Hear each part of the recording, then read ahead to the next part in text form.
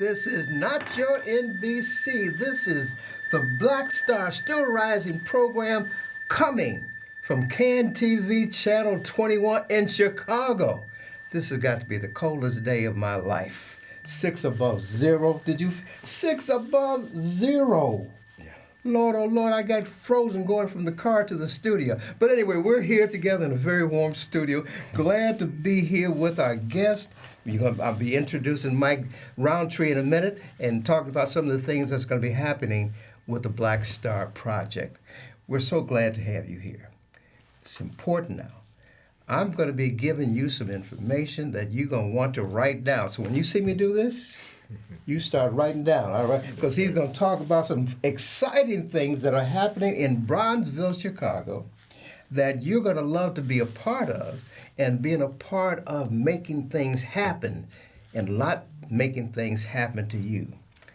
I don't know if I can say this, but yesterday I called that Deliverance from Evil Day. And I won't go any further in talking about that. It was the 20th of January. As that go down in history, or is it infamy?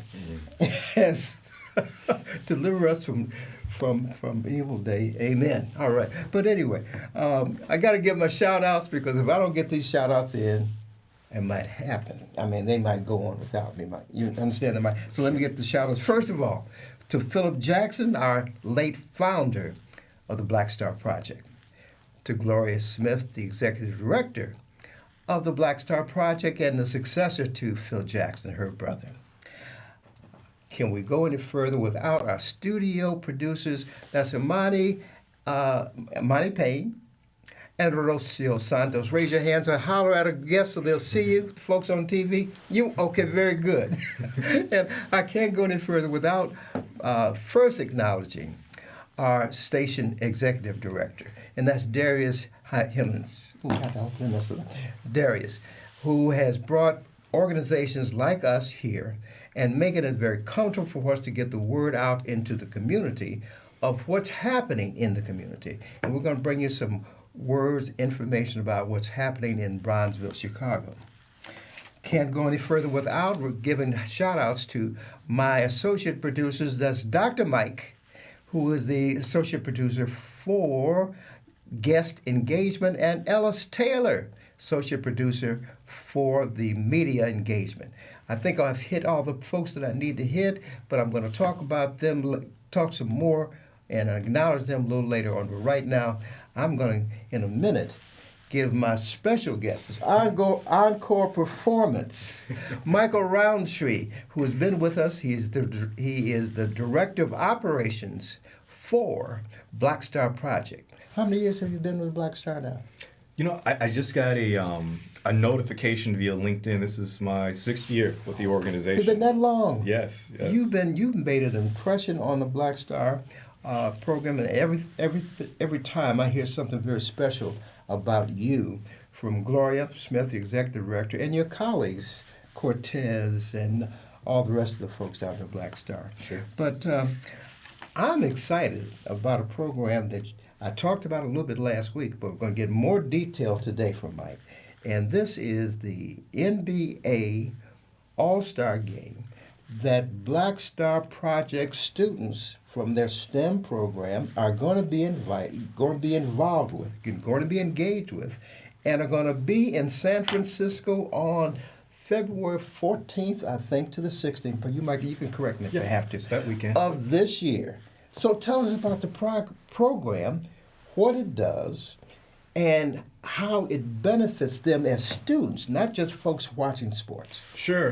So these students are generally participating in the host of programs that we have, but majorly our Saturday University, our Kimberly Lightford Saturday University. And so these students we're generally sending through the ringer as it relates to educational enrichment items surrounding math, science, language arts, and even history.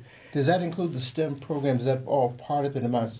Yeah, redundant? Okay. Yeah, you're correct. Okay. Well, STEM in general, that's science, technology, engineering, and mathematics. Mm-hmm. And all of the students within our Saturday University has to attend at least one STEM course. Okay. That's part of their schedules. Is that where their interests lie, or where you think they might fit?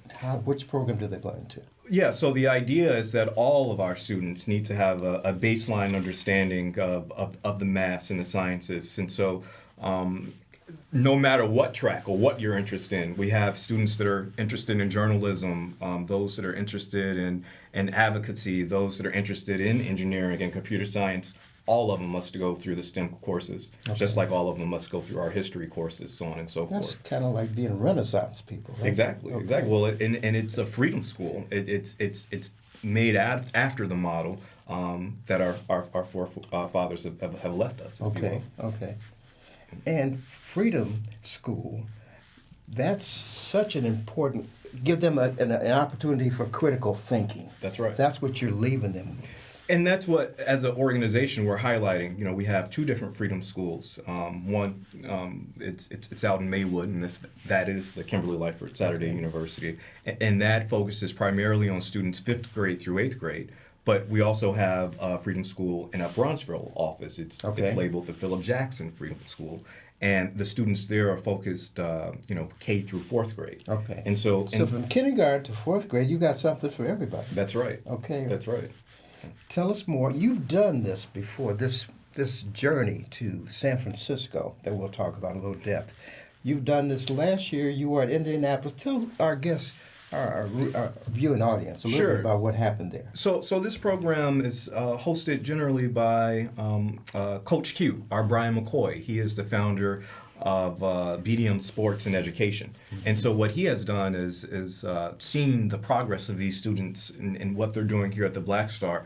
And this is, I believe, our 4th year running straight, where we've taken these high-achieving students to these all-star games. And so that's what we're talking about. The NBA All-Star Game is in San Francisco that weekend, February 14th to the 16th, I have. Exactly. Okay. The game itself will be on February 16th, but the idea is that we get the students out there so that they can experience the entire ecosystem of the NBA. Oh, say that again. And Yes. folks need to know what that ecosystem means. It's not just shooting the ball, right? Exactly. We're not, I mean, of course, that's the main attraction, but you have everyone there that's making it happen, from the logistics and operations to the folks that's on the camera. Let me stop you there for a second.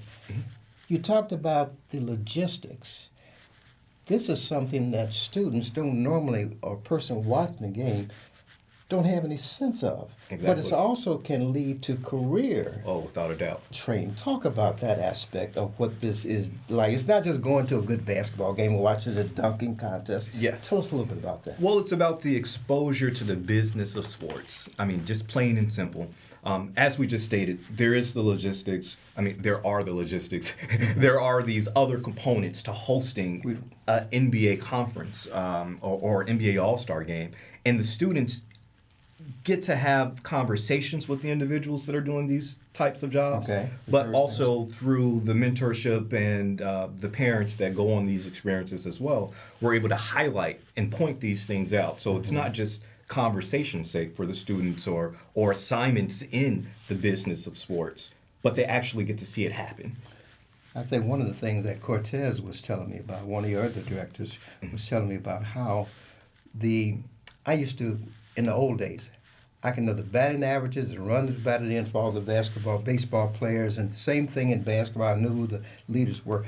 But to be able to start to measure and to apply arithmetic, math, and maybe even equations and more to talk about that you're trying to get over to the students too, and as a business possibility for them too. Sure. Yeah. So, what highlights this directly is last year when we were in Indianapolis, they hosted a STEM workshop, if you will, where they had students literally looking at not just shooting basketballs, but after shooting the basketball, calculating the trajectory of that basketball. Ooh, that gets heavy. And then determining at what distance must that trajectory change in order, if we moved you back 10 feet, then what adjustment must you make to your Because if trajectory? I was guarding them, they know that I might be blocking the shot. Yeah, precisely. Yeah, okay, they got to figure that out and mathematically. they need to calculate and understand, how do we morph that? But moreover than that, having conversations with the owners of the Chicago Sky, having joint conversations with media personnel, it really gives the students a comprehensive understanding of what's going on. So they can, get behind the lights and the action of the actual show itself, but leave with something more tangible with thinking that they can literally be a part of this without having to be the next LeBron James. You know, they can literally be a person that's making this happen. And that's what we really want to invigorate in our students, that there are a lot of different possibilities out there. There are a lot of different industries, and all you have to do is work hard and you could be a part of them.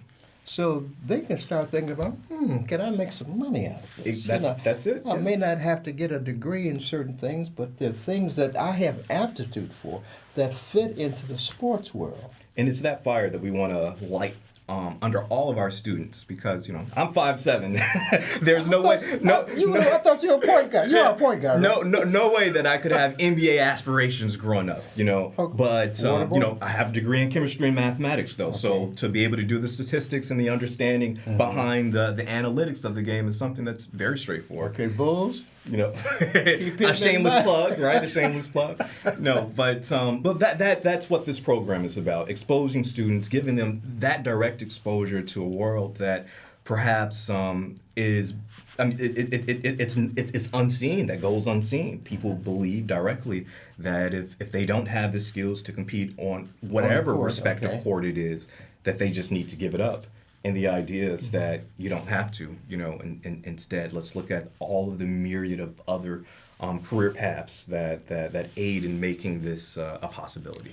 Well, Tree, we might be coming to another interesting part of this program today, and I think you'll be very happy about this too. And Gloria, tell your friends, folks, write this information down, because we're going to give you some information to. You think this should be supported by a broad range of people in our communities? Certainly.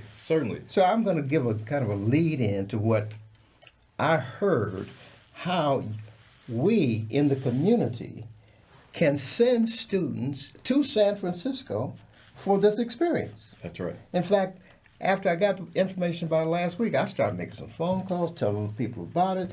You're going to chance to tell more about it. I made some phone calls after I was told that there's a what we refer to as a twofer.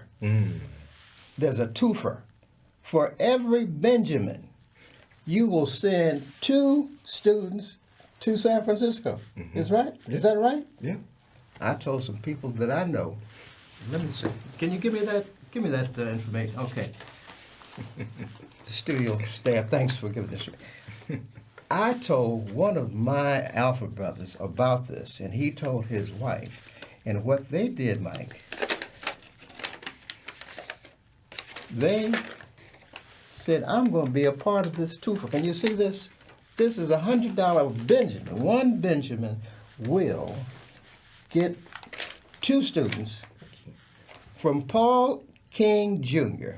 and Loanne King. This Benjamin is going to send 2 students to San Francisco. There, you hold on to that. Certainly, we appreciate it. Let me give you hold that down. Okay. Certainly. I also got information. Let me see. Who's that? It's from. Oh yes, this is from Jean Freeney Campbell, and support from the sons Keith, Kevin, and Kevin's wife Mercy and Maurice. This is. Let me see. Put this envelope. This is a $50 bill from Jean Freeney Campbell. All you Freeneys, you Campbells, you Harrises, you Daniels, you better get on the stick and start doing what Jean is doing. That goes into how many students are we sending to? Certainly, this is enough for 3 students. That'll send 1 student at least, Yep. right? Okay. That's Let me see what else. Oh my goodness! This came too. This is a check for $100. That's like a Benjamin. That's like a Benjamin. Certainly. That will send how many students to San Francisco? That's 2 for 1, right? That's the twofer? That's For the $100. Folks, write this information down. We want you to be, you know what I want you to do. Start sending this money. $100. This is from Nathan Kirkwood Jr., Nathan Kirkwood III, and Jonathan Kirkwood. And Nathan Kirkwood and Associates. Why this is so important? It's being sent in the honor of Antoinette Kirkwood, who recently passed. Antoinette, as many of you know, was an educator, educated in the Chicago public school system, and a member of Zeta Phi Beta, and a founder of one of the chapters in Zeta Phi Beta. In honor of Antoinette and her passing, this check comes from her husband and her sons. And this is for $100 from Nathan Kirkwood Jr., Nathan Kirkwood III, and Jonathan Kirkwood in honor of their Zeta Phi Beta wife and mother. Okay. Certainly. That. Man, these. Let me see if there's any more envelopes and stuff over there. Uh-oh. Let me see. This, oh my goodness. This is, you can't see it, but there's $100 in here that's going to send two students. Where are they going to? San Fran. When are they going to? 216. And if this wallet has $100 in, how many students are going to sit in there? 2 of them. You got it, my brother. Okay. Let me see if there's any. Got you. Call us. What's the number? We got 773 773 285 285 9600. Oh, man. Any more coming? You got any more to pass me today, right now? I think right now we raised close to $400. That's going to send a few students to San Francisco. That's right. Write this address down. 3509 South King Drive. What suite? 2B. 2B. Sometimes you might have to walk off. Watch those elevators, right? That's Watch right. the elevator. That's right. Sometimes you can get stuck. But you can send it, check, money order. They'll accept that. And when do we have to get all the donations in so that we are sure of paying for these students going to school? Certainly. So we're running this campaign through the end of the month. So we'd say that the last day for this is going to be February 1st. February 1st. All right. Don't forget this. Put it on the calendar right now.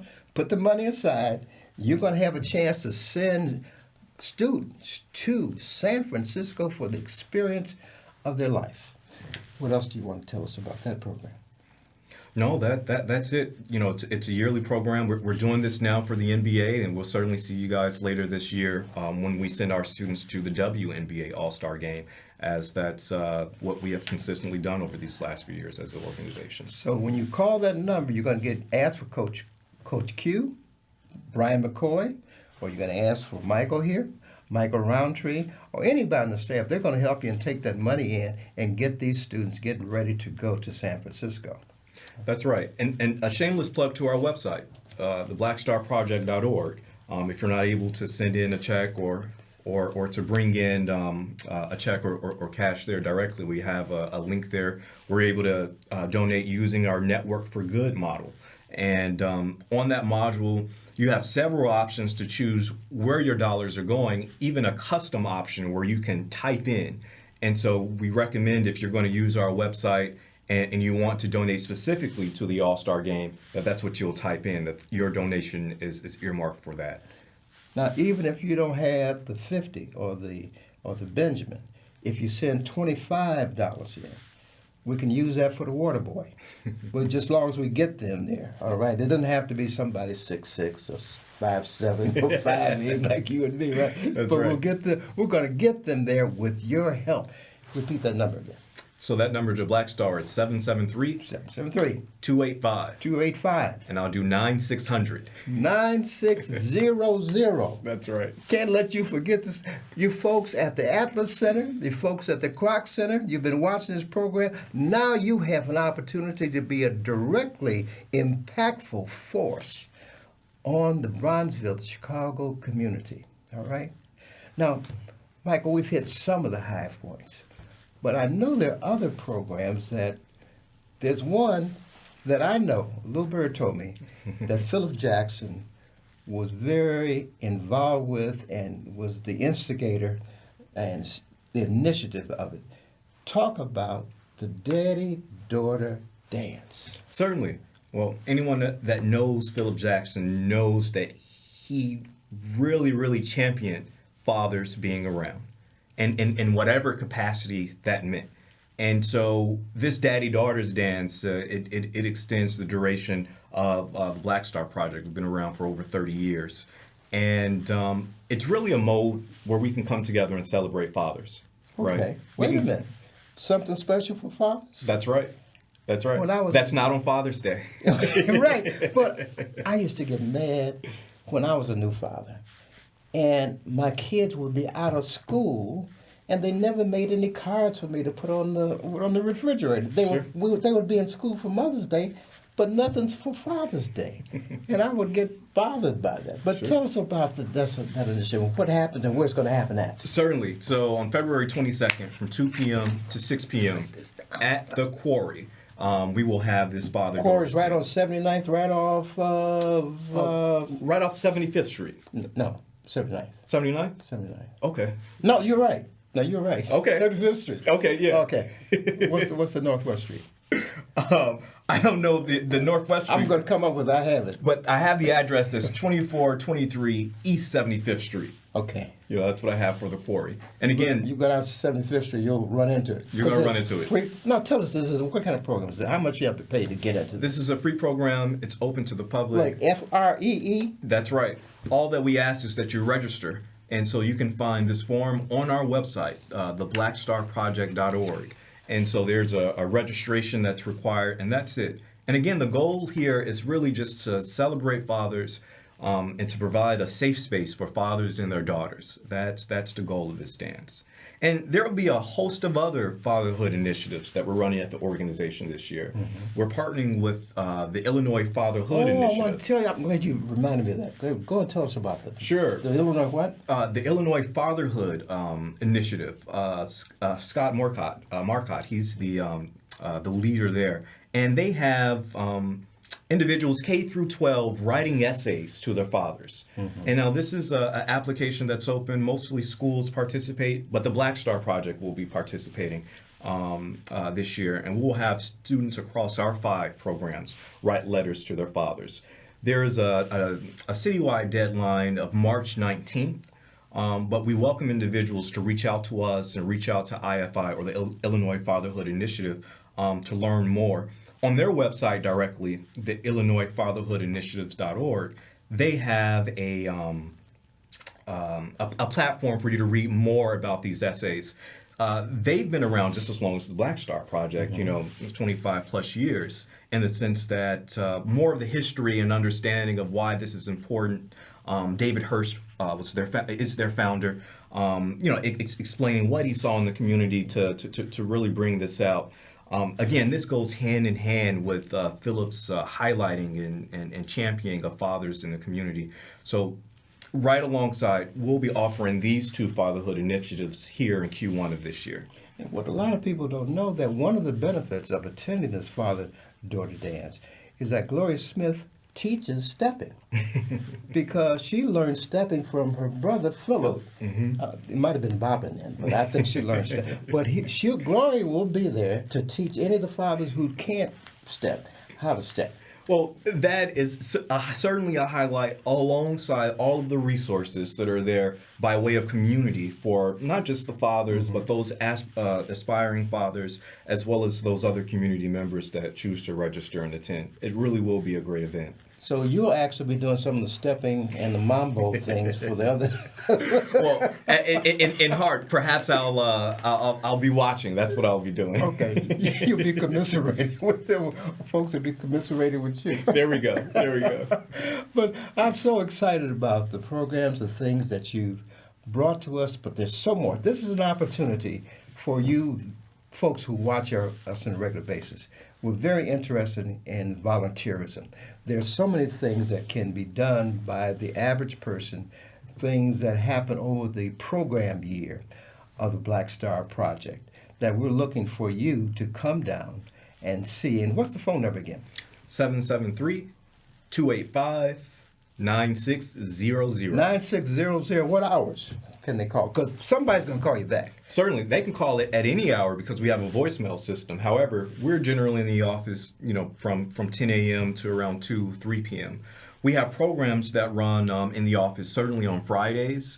We have our Young Black Men of Honor that's going to be running on Tuesdays in the office. Young Black Men of Honor, okay. So you guys have ample opportunity to come out and see us. Call us. You can go to our website. Our email is there. Reach out. We're certainly here for you. And you're safe in leaving a voicemail message. It's not one of those places where you leave a message and it goes into the cathedral, into the universe someplace. Folks do call you back. That's right. So you won't be wasting your time calling and leaving a message. Folks, thank you for being with us again. Brother Mike, thank you for bringing all this valuable information to you. And